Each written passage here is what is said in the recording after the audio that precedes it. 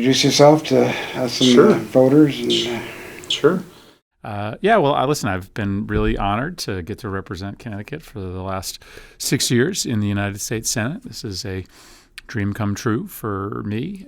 This state's meant a lot to me and my family. We go back several generations, and I'm really excited to make the case to folks that I can do more good work in the next 6 years. I've tried to focus my energies as much as I can in the United States Senate. First and foremost, I've tried to be focused on Connecticut's economy. I've been working on manufacturing policy for 10 years, and I've tried to do some good work on that in the Senate, trying to push this administration and before the Obama administration to buy more things for the federal government in the United States. That's my Buy America initiative. I've been very focused on the Long Island Sound economy. Been successful in tripling the amount of federal funding that goes to the Long Island Sound program in the 6 years that I've been in the Senate. And it's no coincidence that you're seeing the oyster industry start to come back. The beaches are cleaner than ever before, which brings tourists and vacationers to Connecticut. And then I've been very focused on transportation as well. I was able to help secure with the rest of the delegation the biggest Amtrak appropriation in the history of the budget in this last year. We were able to get a specific change in law so that all the profits we make on the Northeast corridor stay in the Northeast instead of being shipped out to the rest of the country. And I'm hopeful that next year, if we have a Democratic Congress, that maybe we can try to convince the president to do what he's been saying he was going to do, which is pass a big infrastructure bill that really helps us move the needle on roads and rail all through Connecticut and through the Northeast. And then, of course, I've spent a lot of the last 6 years working on the issue of guns and gun violence, and I wish I had more success to report. We did pass the first piece of legislation strengthening the background check system in nearly a generation, a bill that I wrote with Senator John Cornyn of Texas, but we have a lot more work to do. And I've been trying to extend my work outside of Connecticut. I've been doing political work all around the country, trying to win more allies. I need more people who are going to work with me in the next Congress. And so I'm obviously very focused on my reelection, but I'm also trying to get other people elected around the country who will work with me on that issue and many others. So I'm looking forward to the next 2 weeks, and I'm really glad to be here with you guys. I'll get started. Going way back to 1992, and James Carville was working, trying to get Bill Clinton elected, and the economy was not doing so well, and he said, it's the economy, stupid. So let's focus on the economy, and help get Clinton elected. Right now, the economy arguably is doing pretty well. So, why should voters kind of change hands from Republican to Democrat if the Republicans are leading a country where the economy is doing well? Well, I mean, our measure for how the economy is doing is irrelevant to many people here in Connecticut. Our measure is the unemployment rate and the stock market. The 75% of middle-income earners in this country don't have any money in the stock market, 3 out of 4. And in Connecticut, it's not necessarily about whether you have a job or not. It's whether you have a job that can pay the bills. And so when I'm walking across the state every year, I am talking to person after person that is working full-time or working full-time plus, who literally doesn't have enough money to pay their medical bills, their mortgage, their kids' tuition, and save for retirement, and they're panicky. So I don't buy this line that the economy is doing great, because that's not what people tell me here in Connecticut. People tell me in Connecticut that they're working more than they ever have before, they're making less, and they want an economy that's focused on building good jobs, restoring pension benefits and helping them afford to put their kids in a position to do better than they did. And they feel underwater by all of the costs that they have surrounding them. So I think we got a lot of work to do, and I don't meet a lot of people in Connecticut who are really content and happy about the state of the economy. And so that's why I want to work to, to radically reduce the cost of college tuition. It's why I want to work to strengthen organized labor. It's why I believe in raising the minimum wage. It's why I believe in paid family and medical leave, because I want to get more help to the middle class. I want to raise wages for the middle class, and I want to reduce costs because the economy can't be measured just by how the billionaires are doing in the stock market or whether people are technically employed or not. I think Republicans, most people will look at the Republicans and say the Republican message is lower taxes, pro-business, less regulation on business. Under Trump, it seems to be, also somewhat isolationist, but that's kind of not a typical Republican position. But what's the Democratic message? Democrats have been criticized that they have not sort of boiled down of what they're selling to the American people. Well, Democrats should be working every day to stand up for regular working people. And Republicans work every day for billionaires and corporations. That's what that tax bill was about. That tax bill increases taxes on middle-class families here in Connecticut. When that bill is fully implemented, it'll be $1 billion tax increase on middle-class families here in Connecticut. 80% of that tax cut in the end goes to the top 1% of income earners. And so Democrats need to be working every day to raise wages for the middle class and to lower costs for the middle class. Republicans get up every day, by and large, thinking about how they can raise wages for the top 1% and cut costs for the top 1% in corporations. In addition, the Democratic Party has to be a party that represents a country that includes everyone. This president is the most divisive in the nation's history, and maybe that's an overstatement. Maybe you could go back and look at, presidents from, centuries ago. But certainly in my lifetime, this is the most divisive president we've had. And I think our party has to loudly be celebrating a country that is made stronger by our diversity. And so I think we should be a party that stands up for the economic rights of the middle class, that doesn't see government as a means to protect the wealthy, and a party that stands up for inclusion, tolerance, and diversity. You mentioned tuition, and it's been documented that millennials are much slower now to get married and to buy houses and to make major purchases, and there are a lot of reasons for that. But talking about tuition, the flip side of that is the college loans that we've kind of saddled that generation with. Would if the House controlled Congress, would they address that issue? They would. I hope they would. I hope we would as well in the Senate. I'm one of the few members of the Congress who are still paying back my student loans. I took out some pretty hefty student loans and I'm still paying them back. I have a pretty decent interest rate on my student loans, but I'm not sure why banks can borrow money at near zero and we still charge students, depending on where they're getting them, anywhere from 4 to 8 or 10%. So I think we should dramatically cut the interest rate on student loans.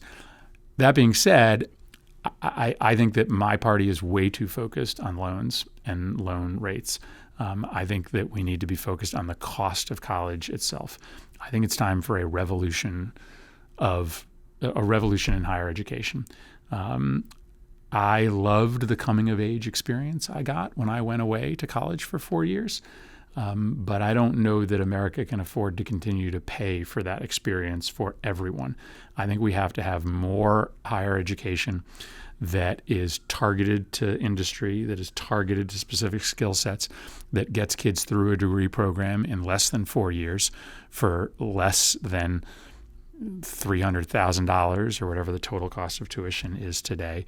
And so I would really encourage Congress to radically restructure the way that we send money to schools and encourage them to start having more career-specific degrees that take a lot less time than 4 years, There will never not be a Connecticut College and a Yale and a Trinity. There will always be an experience for kids who want to go and live away and have that, rite of passage experience. I'm just not sure that we can afford a system that is overly reliant on that four-year liberal arts education model any longer.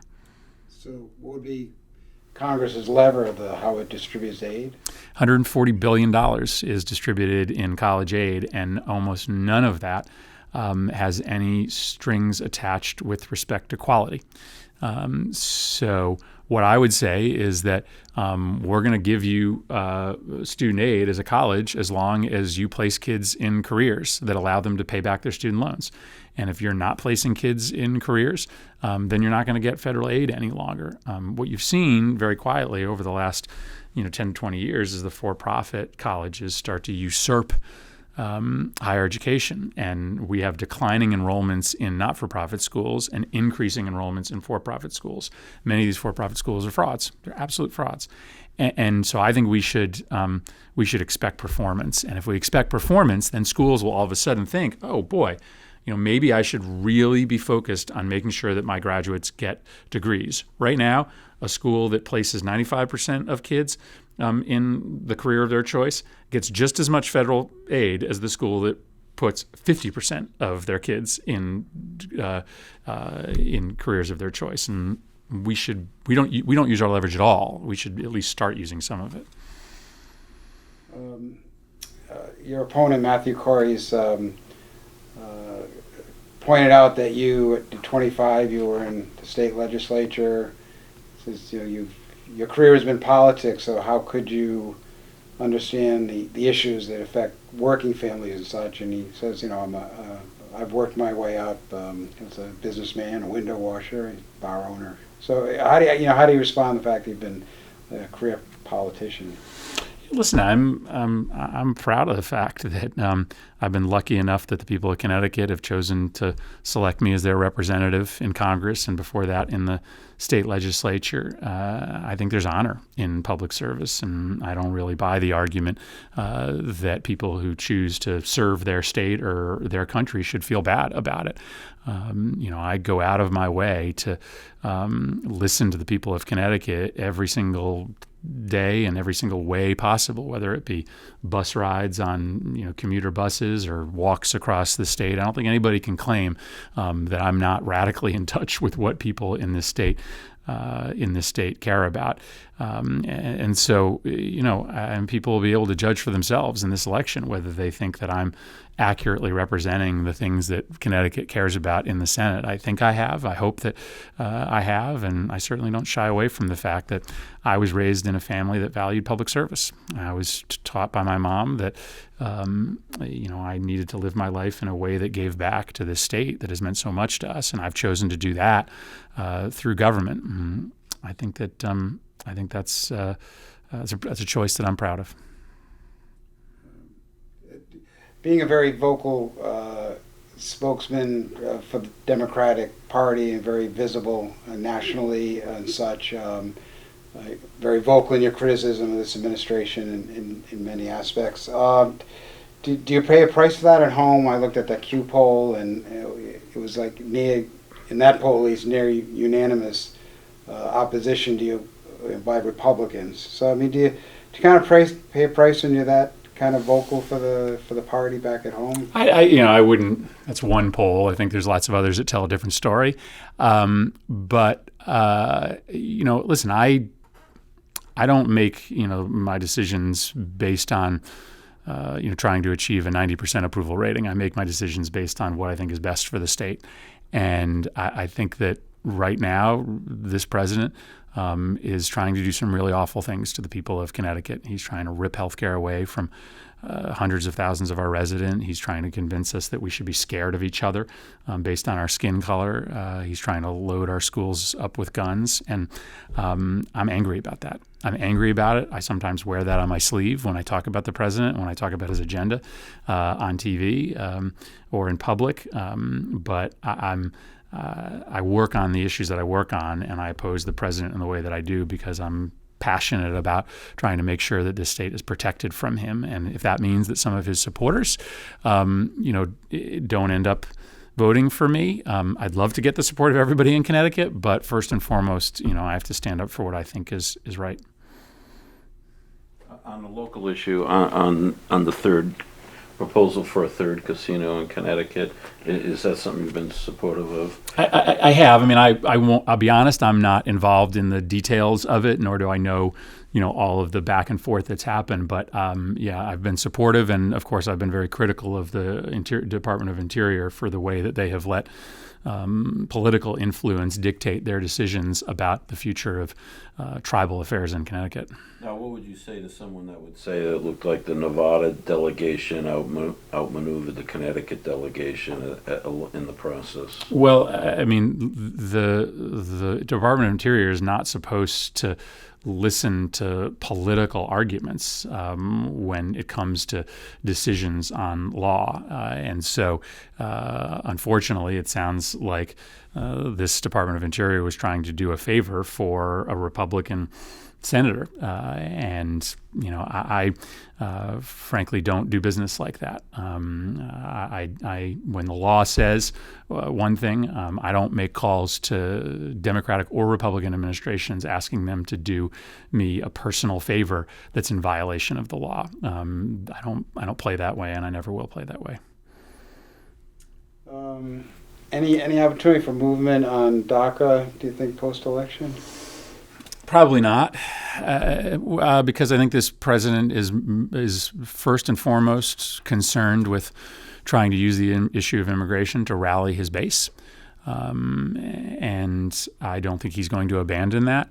I'm honest. I mean, I obviously have worked for much of the last 2 years on trying to win protections for these kids, trying to forge some bipartisan compromise, but the president has scuttled that compromise at every turn.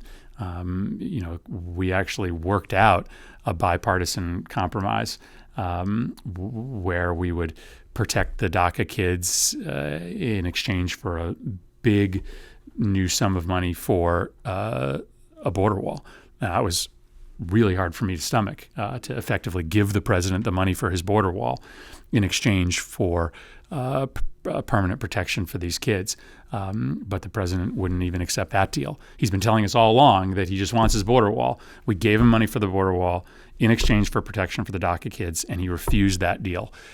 So that basically told me that this has nothing to do with the policy. This is only for President Trump about the politics. He wants to keep this issue open. He doesn't want to solve the issue of immigration because it's a means to rally his base for electoral purposes and for purposes of personal protection. He's worried about what the Mueller investigation will say. And he wants to make sure that Republicans stay close to him if something is really bad there, and immigration is a way to keep his party and his base close to him. Universal background checks, could that have any life post-election? Yes, I think that could. So, and here's my theory of the case on universal background checks. I think that if Republicans get wiped out in the midterms, they're gonna do a postmortem, and they're gonna obviously figure out that Trump was the biggest problem and they can't get rid of him. But background checks is, for maybe the first time in a long time, a real political liability for them, especially in these suburban districts that they're likely going to get their clocks cleaned in. And so I think there's a chance that Republicans will come to Congress in 2019, at least a handful of them, and say, listen, 90% of our constituents want background checks. It's a huge political liability for us. We already have a huge political liability in Donald Trump. Let's just get background checks done so we can't have any more ads run against us on this. I wish it was about a policy conversion, but that boat has sailed. I think we have to convince Republicans that there's a real political cost to them if they continue to vote against 90% of their constituents. And I think there's a chance. Would I say it's better than 50-50? No, but I think there's a real chance that we could do universal background checks in 2019. And I think Nancy Pelosi said the other day that if she becomes Speaker, it'll be one of the first three issues that they take up. So she's already committed to moving it through the House. The question will be, can we get 8 or 9 or 10 Republican senators in the Senate to vote for it? And obviously that's tricky something would have to happen in between now and then, and I think a really bad election for them is probably what would have to occur.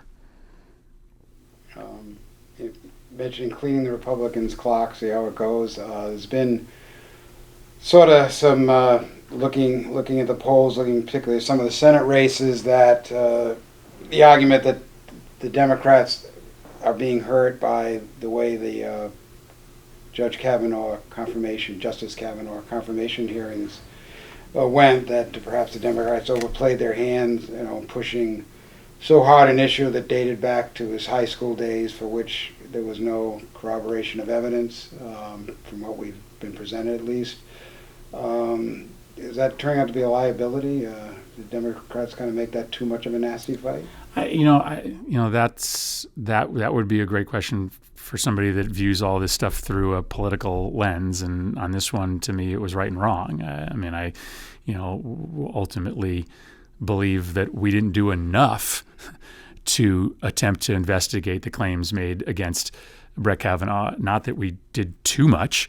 When Clarence Thomas had, frankly, less serious charges levied against him than were levied against Brett Kavanaugh, the Senate called 22 witnesses to try to get to the bottom of that. We called 2.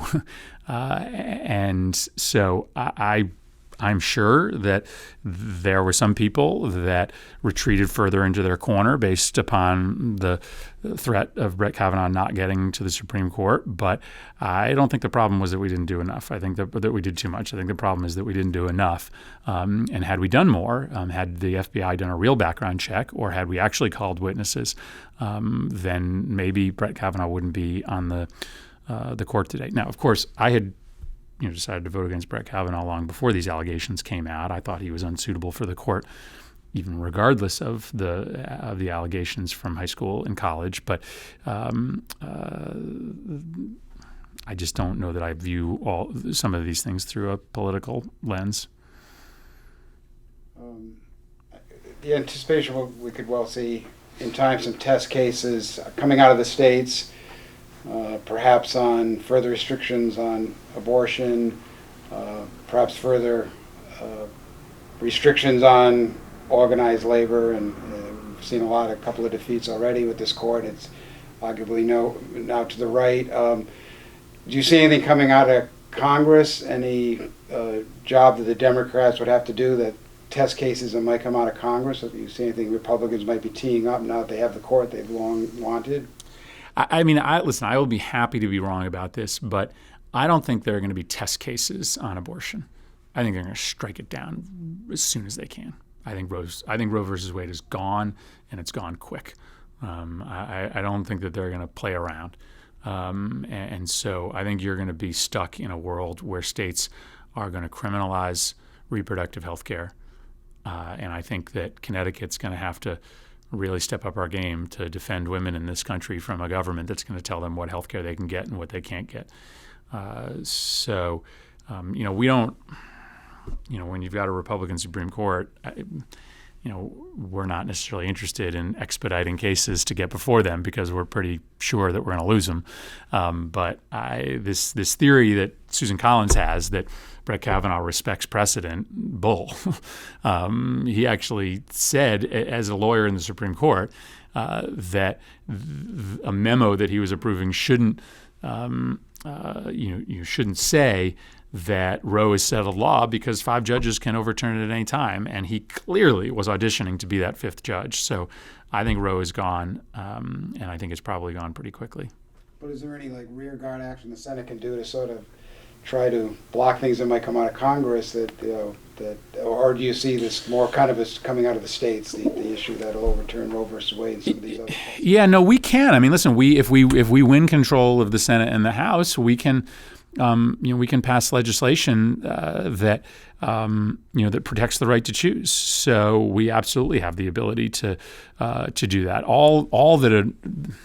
all, but what overturning Roe means is that it's up to the political process to decide whether abortion is legal or not. And so, the Supreme Court wouldn't be saying that a requirement that health insurance cover full reproductive health care or that Medicaid pay for it is unconstitutional.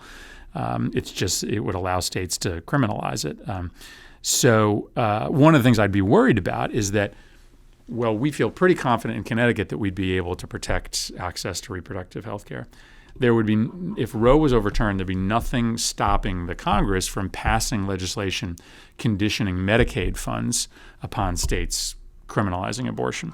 And so the Congress could make it really hard for Connecticut to keep our reproductive health care laws, and that's something that we could work really hard to stop from happening. That's more defense than it is offense, but it would still be important.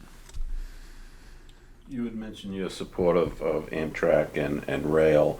Here a lot of people got upset when that map came out where the lines went through the Limes and through Old Mystic Village, and where's that going to all end up? Well, I mean, I think people do need to understand that was essentially a marker drawn on a map. Nobody came out here and did, this kind of siting work that you would have to do if you were going to actually site new lines. So I think that I understand that why people got very upset and very worried, but this was a concept map. That would require lots of permits, both at the federal level and at the local level, before anything got cited. Having said that, if you want to fix Amtrak, if you want to expedite the amount of time it takes to get from Connecticut to either Boston or New York, you got to lay down new track. And that will involve some disruption somewhere in Connecticut. And so the easy position for a member of Congress to take would be, we're not going to build any new track anywhere. We're not going to disrupt anybody's lives. We're not going to move any, I can't do that. I think we can create a map for a new line that is the least disruptive as possible. And the old map didn't make sense. That's not where the line will end up going. I can say that for sure. But I also can't promise that there's not going to be any disruption. Because if you want to fix the gridlock, then you actually have to build new stuff. And that new stuff has to go somewhere. And it's going to make someone unhappy somewhere. But that's part of the problem in this country, is that we can't build anything new because people, don't want it next to them. And I get that, but that's small ball politics.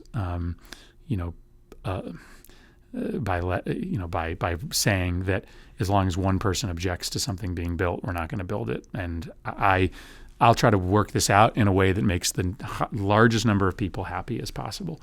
But I can't promise, nor should I promise, that it's going to make everybody happy.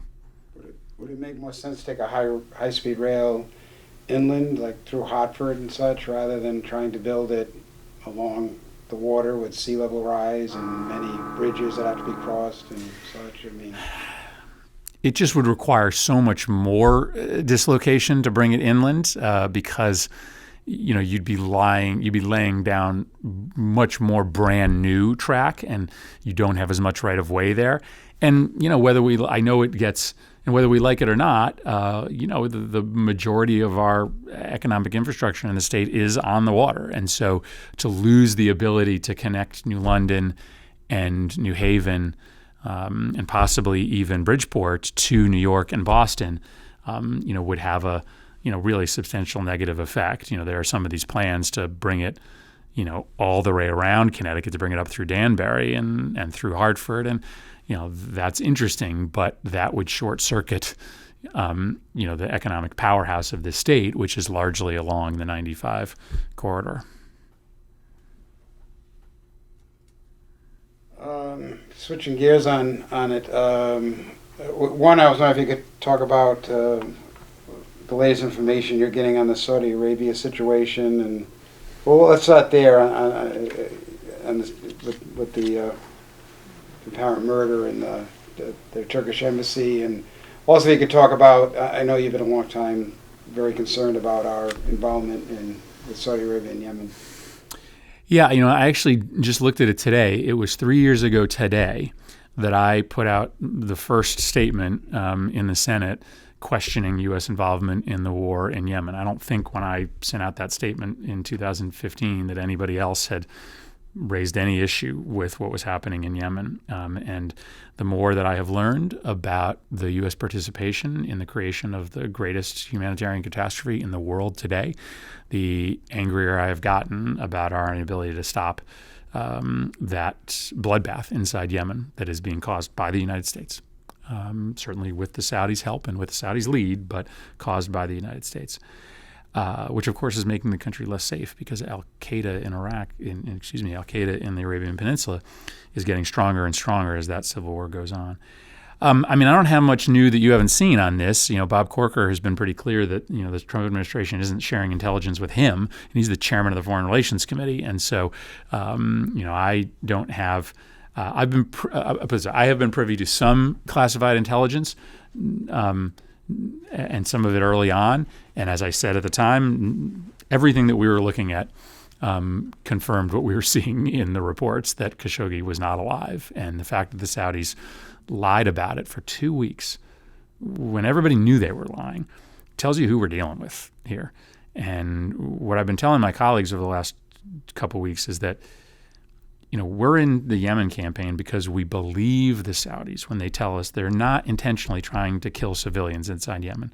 I have been maintaining for years that they are purposefully trying to hurt civilians and civilian infrastructure. And now I think you have the proof that these guys regularly lie to our face.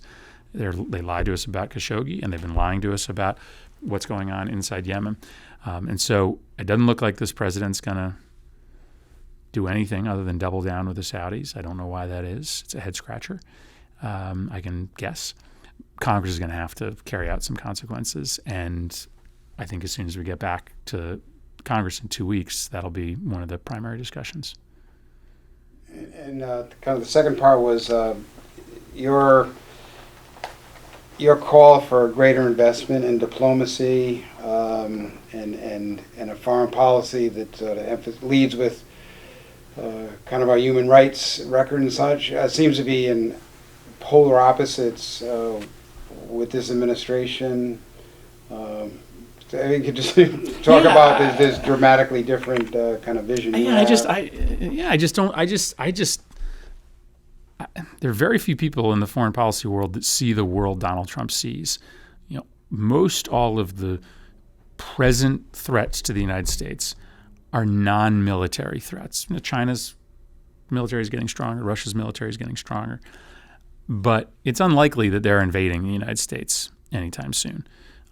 What is likely is that democracies are going to continue to fall around the world, creating more instability. What's likely is that terrorist groups are going to get stronger because we have no way to adequately confront the propaganda that they spread online. What's going to happen is pandemic diseases are going to reach our shores. We'll have an Ebola-like disease that won't kill 5, it'll kill 500. And what's going to happen is that climate change is going to overwhelm this country and change the character of our nation. And these are all threats that you can't meet with an aircraft carrier. So I argue for a strong military. I actually wouldn't spend less money on defense.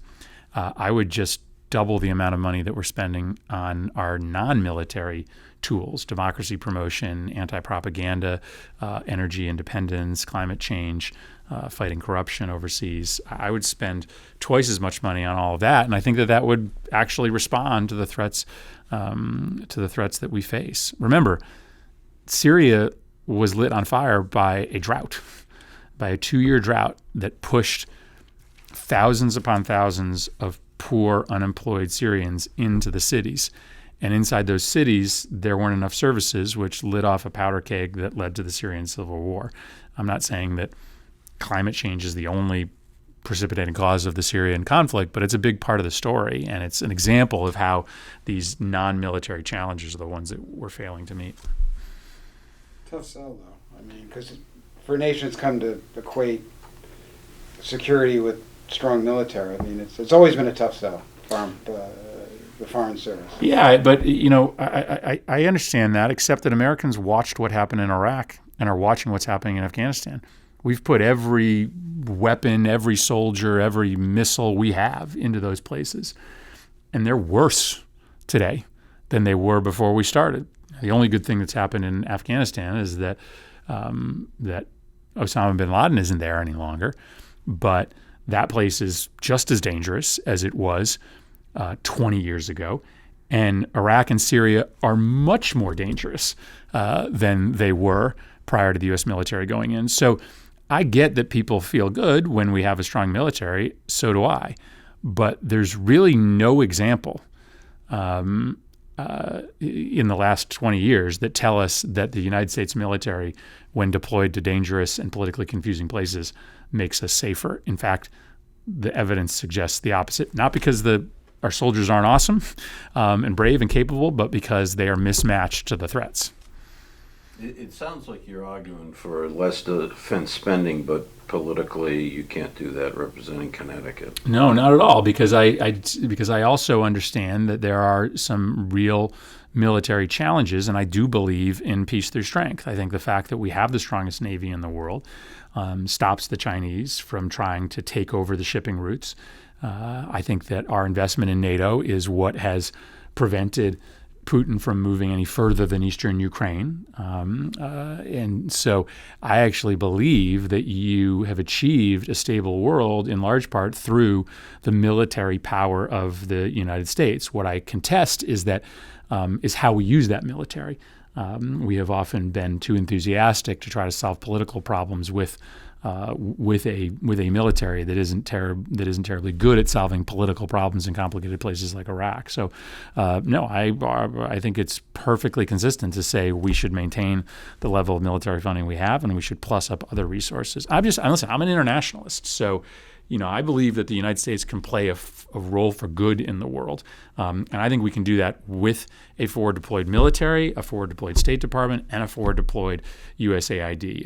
I am somebody that really believes that America should be out there in every way possible, and that we should view ourselves as Americans first, but also as global citizens, and that we should expend some of our effort to try to make the world a stabler place. Switching gears again. It's all right. Is there any hope on the horizon of having a discussion about national health care policy again that goes beyond one side trying to destroy Affordable Care Act and use it for political points, and the other side trying to protect? I know you introduced the Choose Medicare Act, if you want to talk about that.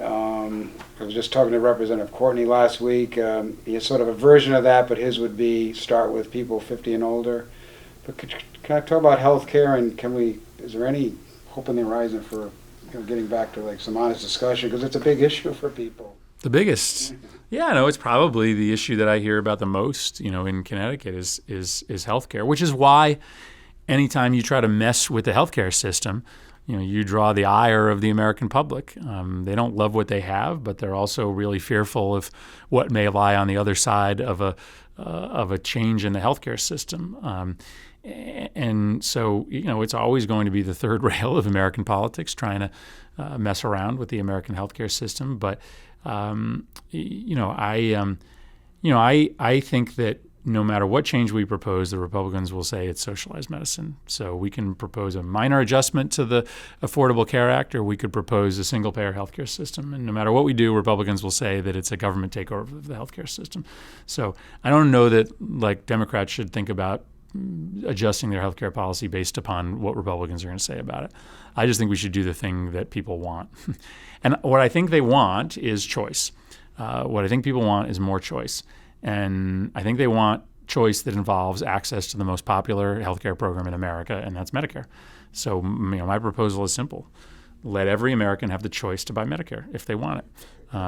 Let businesses offer Medicare to their employees. Let small business owners buy into the Medicare system. Let them choose. If they want to stick with their private insurance, they can, but everybody should have the option to buy Medicare. And I think if Medicare was priced alongside private insurance, it probably would be the cheapest and the best plan. And I just don't know why we think it's good for people who are 65 and older, but for nobody else. So, that'll still be controversial. And I haven't signed on to Bernie's bill. I'm one of the few progressive Democrats that hasn't signed on to his bill. And it's not because I don't think that we would create a single-payer healthcare system if we could do it from scratch. I just think that it's probably much I think it's probably much easier to let the market move us to a Medicare system than to do it by legislative fiat. But to your question of whether we're going to have a sane, rational conversation about healthcare, no, probably not. I mean, probably not. This one is too easy for both sides to demagogue. It is. I mean, I wish it wasn't, but it is. I think anytime somebody's trying to mess with the healthcare system, the defenders of the status quo are probably always going to win, unfortunately. That doesn't have to change at some point. I mean, I think listen, that sounds really pessimistic, but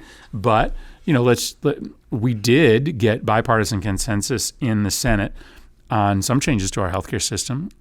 For 2 years, I wrote a major reform in the nation's mental health laws, and we passed that with Republican and Democratic support.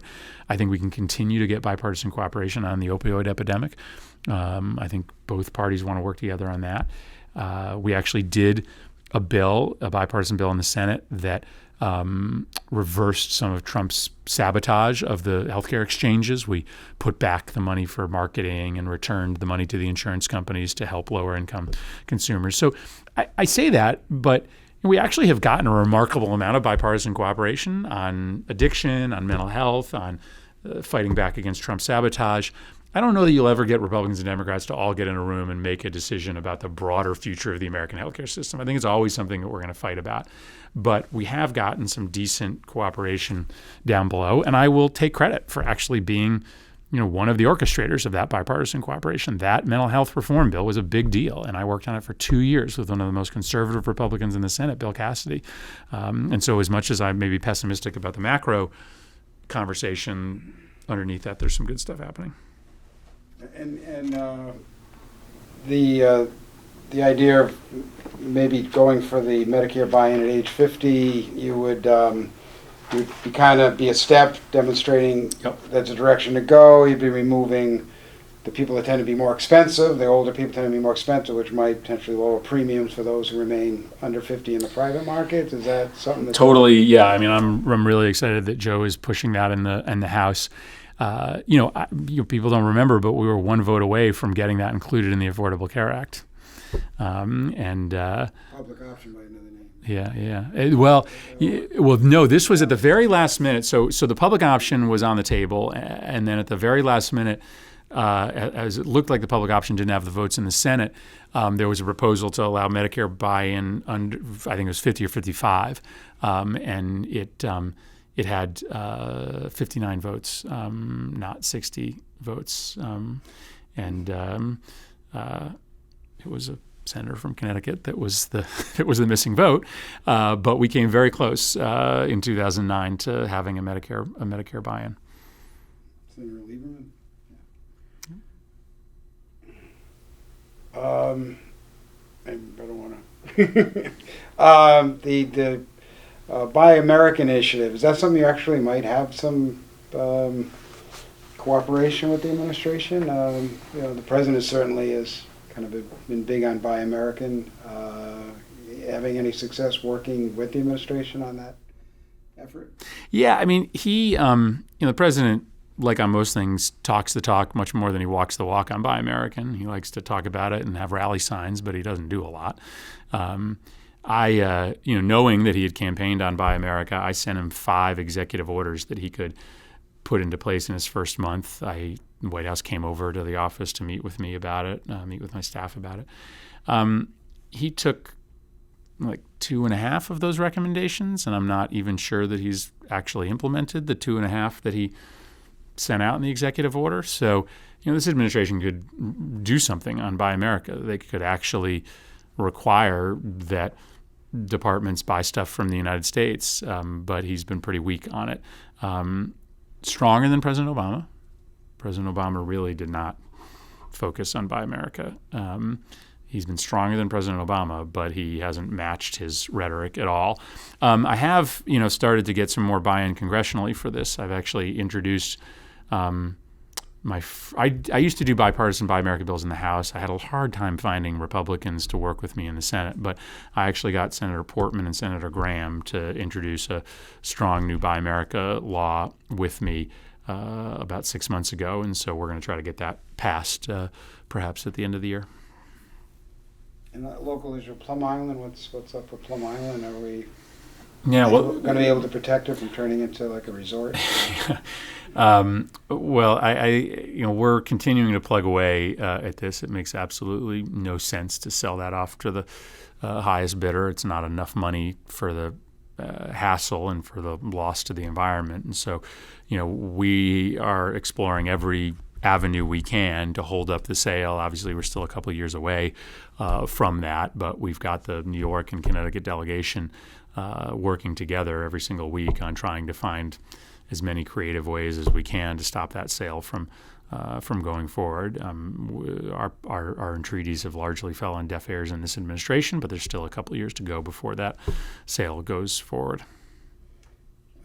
My last thing, if things play out the way sort of conventional wisdom now is the Democrats win the House, is debated as to how big that turnaround might be. But let's say the Democrats get the House, Republicans retain the Senate, because the Democrats certainly have a headwind with the way the races break down this year.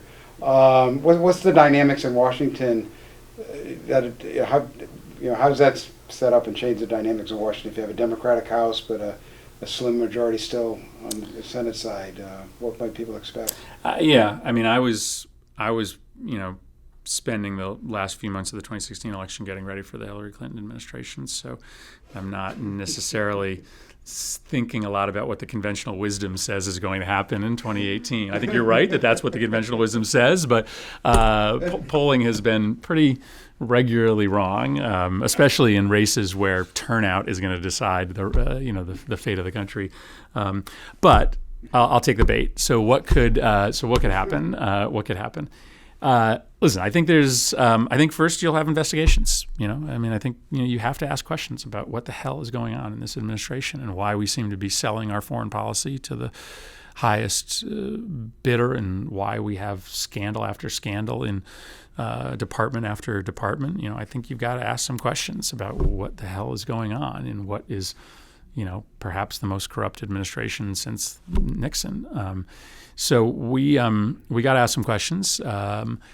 I think there'll be a limited number of legislative opportunities with the president.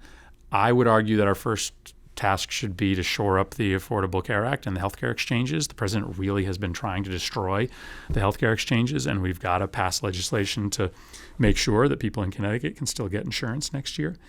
As I mentioned before, I think maybe the one thing we can work with the president on is an infrastructure bill.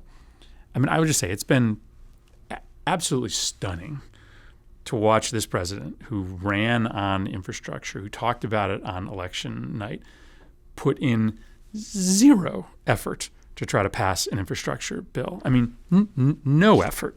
Doesn't have a proposal, hasn't talked to anybody about it. He spent 2 years talking about rebuilding America, and he literally hasn't lifted a finger to do anything.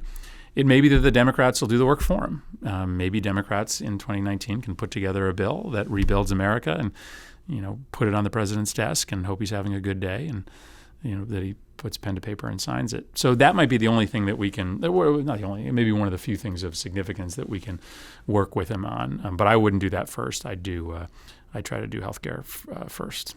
Would a gas tax? I mean, it hasn't been increased since a long time. Yeah, I mean, Is it 70? yeah. Well, I introduced the first bipartisan gas tax increase bill when I first got to the Senate, and my partner is retiring. Bob Corker, wrote that bill with me, and he couldn't find a single other Republican to sign on. He told me there were all sorts of rumors of other Republicans who were interested, but he couldn't actually find one. And he's retiring, so it doesn't feel like there's any. It'd be novel to actually pay for something we're going to do. But Yeah, I mean, it'd be nice to have some revenue to actually. Yeah, Republicans only care about deficits when Democrats are in the White House, and so but I mean, Republicans these days don't really believe in the federal government playing a role in infrastructure. I mean, they really think that infrastructure should either be sent to the states or privatized, and so it's hard to get Republicans in Congress to agree to infrastructure.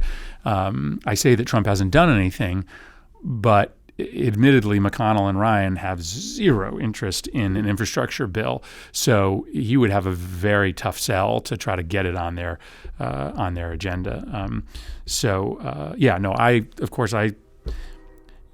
I support a gas tax. Again, I know that it doesn't win me votes to be supporting an increase in the gas tax, but I just think it's totally irresponsible, especially as somebody with young kids, to keep borrowing money for stuff we know we need to pay for eventually. Anybody else? All right. Thank you, Senator. Thank you, guys. Appreciate it.